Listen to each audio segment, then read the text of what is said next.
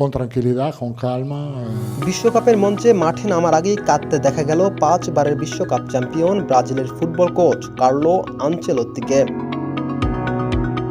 টেলিভিশনের এক সাক্ষাৎকারে বিশ্বকাপের নানা পরিকল্পনা নিয়ে আলোচনা করেছেন ব্রাজিল বস। সাক্ষাৎকারের এক পর্যায়ে তাকে চমকে দেন অনুষ্ঠানের উপস্থাপক। আনচেলোত্তির নাতি-নাতনিদের কয়েকটি আগেই ধারণ করা ভিডিও বার্তা প্রচার করা হয় অনুষ্ঠানে। প্রিয় দাদুর জন্য তাদের শুভকামনা এবং ভালোবাসার কথা শুনে আবেগ ধরে রাখতে পারেননি সেলেসাওদের এই মাস্টার মাইন্ড।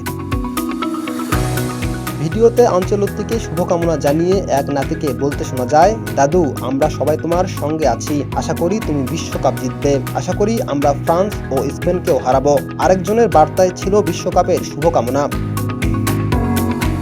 সবচেয়ে ছোট সদস্যর বার্তাটি ছিল আরও আবেগময়। সে বলছে, দাদু, আমি তোমাকে অনেক ভালোবাসি, মাঠে যাও এবং বিশ্বকাপ জিতে নিয়ে আসো।